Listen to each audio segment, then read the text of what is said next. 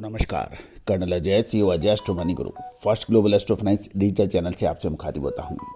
आज एक विशेष शो हम ओनियन पर लेके आए हैं कि खबर निकल के आ रही है कि प्याज के एक्सपोर्ट का पे जो निर्यात पे जो बैन था वो हटा लिया गया है। यानी पूरी रिपोर्ट विस्तार से। दोस्तों नमस्कार। आज है 18 फरवरी सन 2023। दोस्तों प्याज के निर्यात पर जब बैन लगा उसके बाद प्याज के दामों में लगातार गिरावट दर्ज हुई।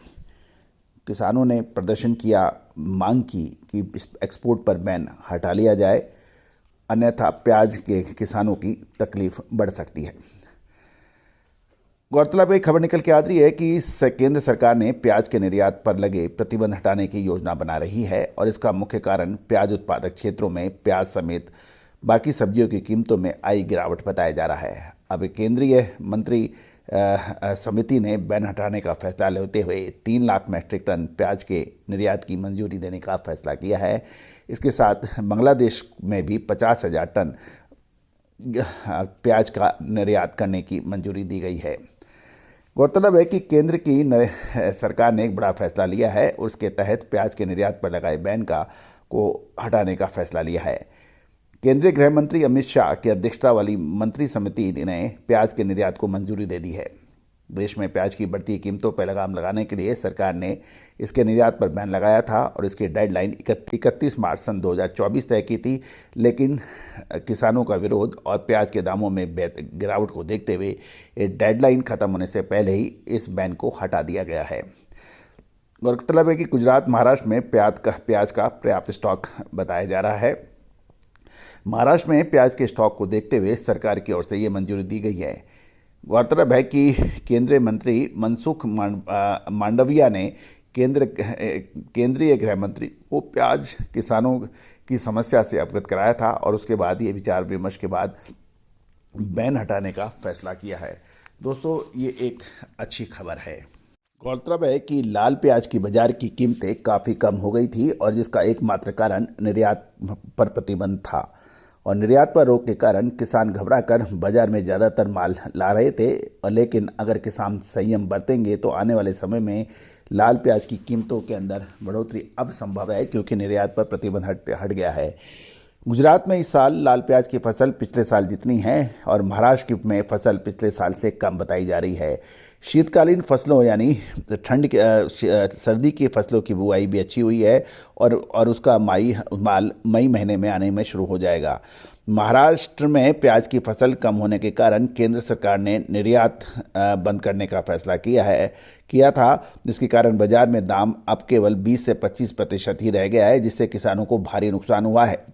प्याज बाजार में का आधार अब किसान के हाथ में है, क्योंकि महाराष्ट्र के जाड़ों में प्याज की आवक अब कम हो रही है और जैसे जैसे गर्मी शुरू होगी खपत के साथ साथ मांग भी बढ़ सकती है। दोस्तों महुआ की खबर भी निकल के आ रही है कि हाल में 1 लाख से 6 लाख कट्टा प्याज की आवक होने के समाचार है। जो किसान यदि पूरी आवक का 1/3 हिस्सा ले आए तो कीमत के अंदर इसमें फ़र्क पड़ सकता है। गौरतलब है कि प्याज के निर्यात पर जो रोक हटी है, इससे प्याज के दामों में मजबूती की संभावना बन सकती है। महाराष्ट्र के नासिक प्याज के अंदर अभी लाल प्याज की कीमतें 10 से 13 रुपये प्रति किलो चल रही है और निर्यात के प्रतिबंध के बाद पिछले दिनों जो ज़बरदस्त गिरावट आई थी वो अब संभवतः इसके अंदर मजबूती की संभावना बन सकती है। प्याज के निर्यात प्रतिबंध के कारण इस साल भावों का काफ़ी संतुलन भी बना हुआ है। जहाँ तक बंगाल की बात है कि अभी उससे पहले हम नासिक की बात कर लेते हैं।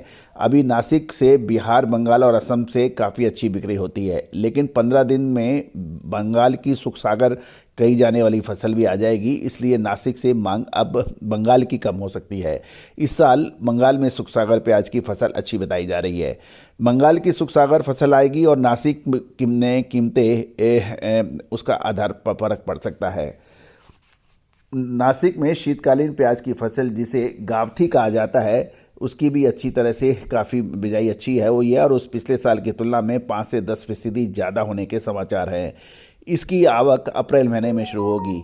दाम कम होने से मार्च में जो आमदनी नहीं होती थी, और साथ साथ महत्वपूर्ण यही है कि समय पे यदि ये एक्सपोर्ट खुल गया जो जो तो इससे अब प्याज के दामों के अंदर कुछ मजबूती की संभावना बन सकती है।